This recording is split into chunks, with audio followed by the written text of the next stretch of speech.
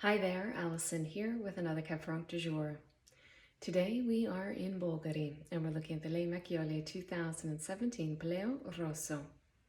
Le Macchiole was established in 1983 by Bolgheri native Eugenio Campolmi. And this estate is without a doubt one of the region's great pioneering wineries. Eugenio passed away in 2002, and since then the winery's been run by his wife Cinzia Merli and their two sons Elia and Mattia. They have around 34 hectares of organically farmed vineyards that are planted with the traditional Bordeaux varieties, as well as Syrah and also Chardonnay and Sauvignon Blanc for their white wine. Le Macchiole was one of the first wineries in the region to champion single-varietal wines, with their Messorio, which is 100% Merlot, and their Scrio, which is 100% Syrah, both being introduced in 1994. But their flagship wine remains the Paleo Rosso, and the first vintage of this wine was in 1989. In the beginning, this wine was Cabernet Sauvignon based, but over time they saw that Cabernet Franc was performing really well in their vineyards, and they eventually transitioned this wine to 100% Cabernet Franc in 2001. While the Bolgheri DOC was not established until 1983, this region has a long viticultural history that dates back to the 7th century BCE. At this time, it was the ancient Etruscan civilization that established viticultural practices here ahead of the Greeks and the Romans, which makes this area one of the first areas on the entire European continent where grapevines were cultivated.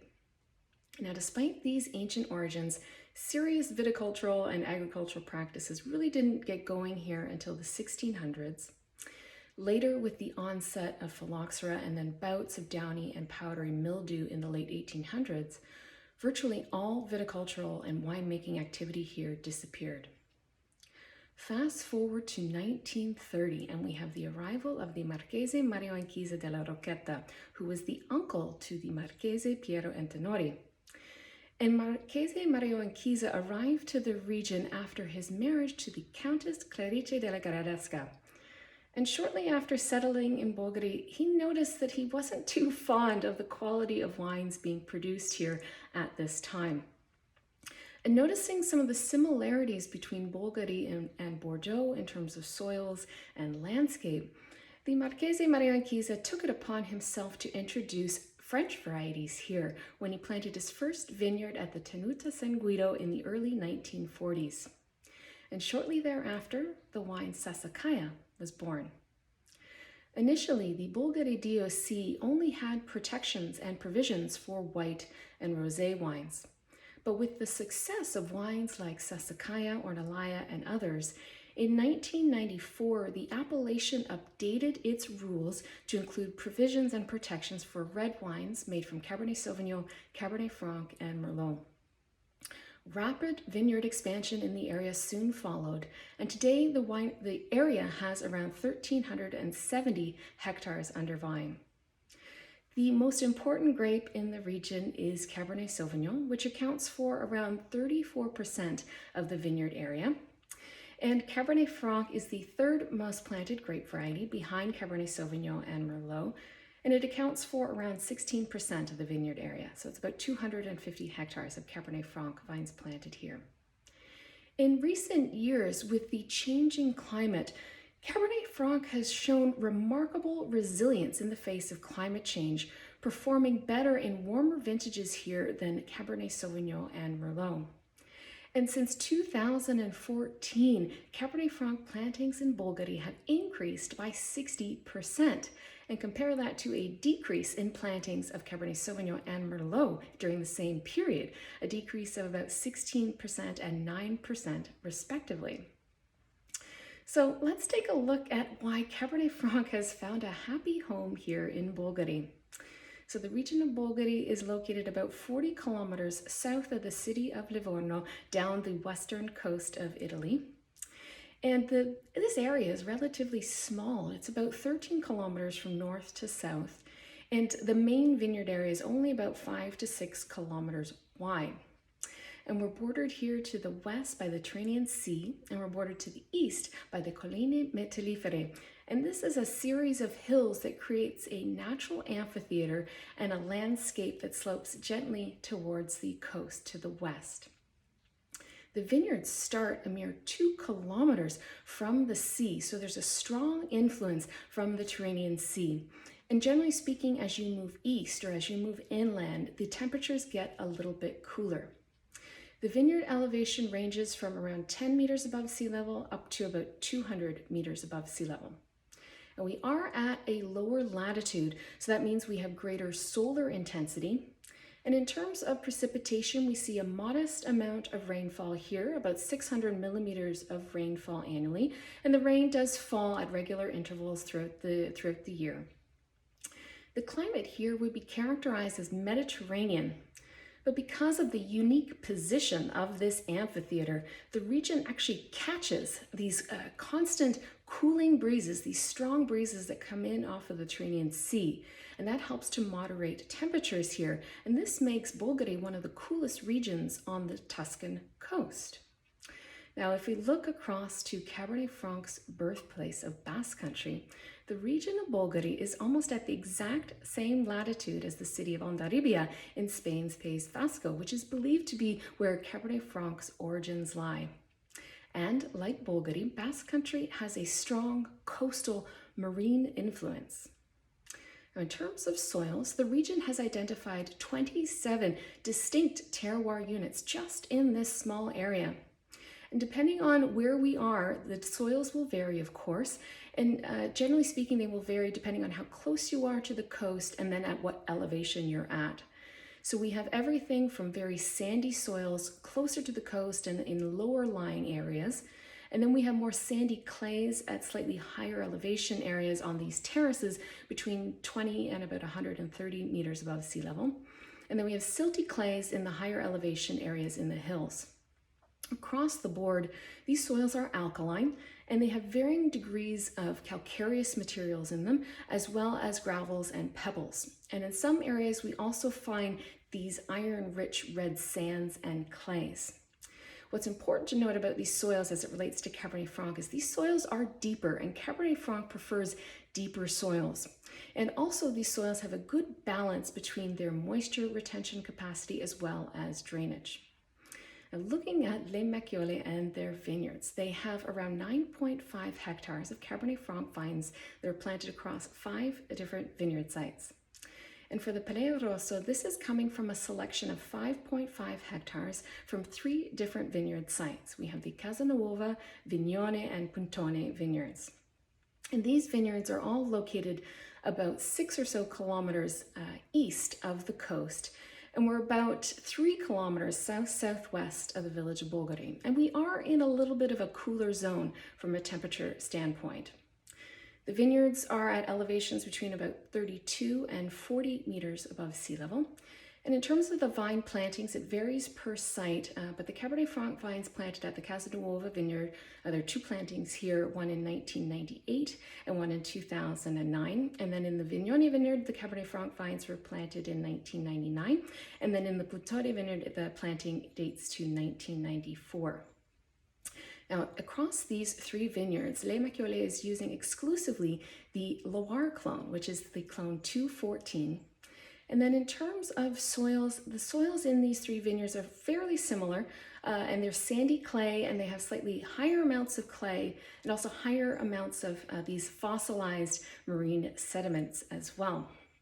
And Cinzia explained to me that each of these sites contributes a slightly different character to the Cabernet Franc in the blend, with the Casanuova site being power and structure, the Vignone site providing fruit and finesse, and then there's a spice element that comes from the Puntone vineyard. Now, from a winemaking perspective, all the fruit for this wine was hand-harvested and it was de-stemmed.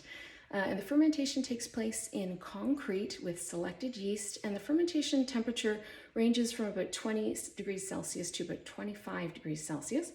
And then in terms of the extractions, what they do is during the fermentation, they do these short closed pump overs in order to aid extraction. And the total time on skins is about 20 days. This wine is a combination of free-run wine as well as a small portion of press wine, but only up into about 0.5 bar of pressure. And then the aging takes place in 100% new French oak barrels, and the aging is for about 18 months. So let's get into this wine. So the nose has a really wonderful perfume, and Cabernet Franc inherently just has a natural perfume and lift to it. And in terms of the fruit profile, the fruits do lean a little bit more on the sweeter side of the spectrum, but there are red and black fruits here. And I'm getting a combination of, there's some red cherry here, there's a touch of black currant, there's a little bit of black raspberry here as well. And I would say that the fruits have a nice ripeness level to them. You know, they're by no means overripe or jammy, but you do sense that this is coming from a slightly warmer microclimate. And in terms of the pyrazines, I would say are dialed back a bit here. This does lean a bit more fruit forward at this stage, but I do like the profile here of the pyrazines, and they're coming through for me as garrigue. So it's a combination of like bay leaf and rosemary, maybe even a little bit of marjoram in there. And there is like an evergreen component, which for me is coming through as cypress. And I know that sounds probably a little bit cliche to people because there are cypress trees grown all throughout this part of Tuscany, but I do sense that there is an evergreen component that is really distinctive and almost native to the place. Also on the nose, there is some evidence of wood. So there's a touch of smoke here. There's a touch of spice as well, which I do think is a bit of oak presence. But of course, this is a young wine, and I do think that the oak is in balance with the fruit, and I do suspect that it'll integrate well over time.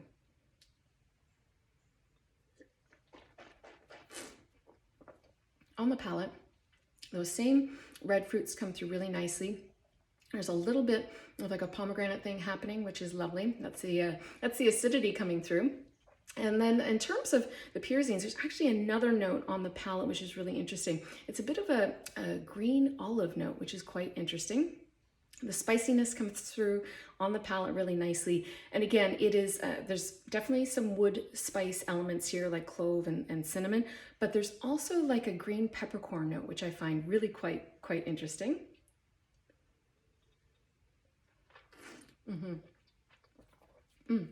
In terms of the acidity is very refreshing, very cleansing, if you will, beautifully in balance with the fruit. And in terms of the tannins, you know, again, this is a young wine, so there is a presence of some oak tannin here, but there's also grape tannin as well. And I do think that over time, that will integrate really nicely. And the tannins do have a velvety texture to them, and there's a nice little, they signal that there's some good structure here, that really this wine was built for longer term aging.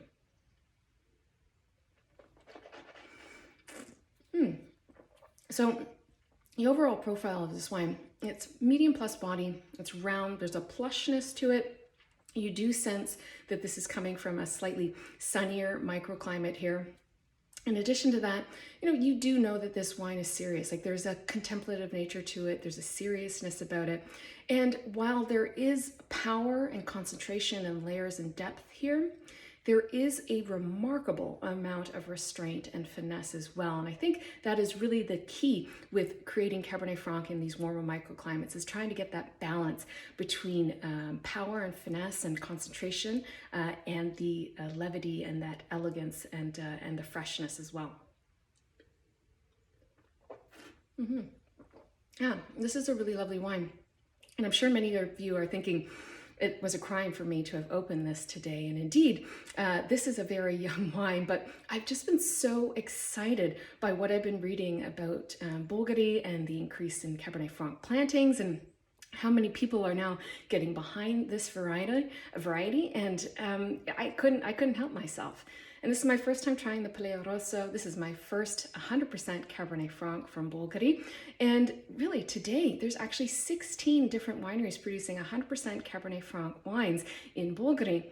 But the original, it's the Paleo Rosso. So if I'm gonna start my exploration with Cabernet Franc from Bolgheri, you kind of gotta start with the OG. And honestly, this has been a real pleasure to taste this today. And if you have this wine in your cellar and you do have the 2017 vintage, I would definitely suggest to decant this for a while and serve it with a good chunk of red meat or something like that to help to balance the tannins. But I do think that this wine will age gracefully for the longer term, and I probably wouldn't be opening it for at least another 7 or so years. If you have had the Paleo Rosso, do let me know what vintage you had and when you had it and what you thought of the wine. Or if you've had another 100% Cabernet Franc from Bolgheri, let me know who the producer is and what you thought of that wine in the comments below. And of course, as always, I will be back again soon with another wine. Cheers.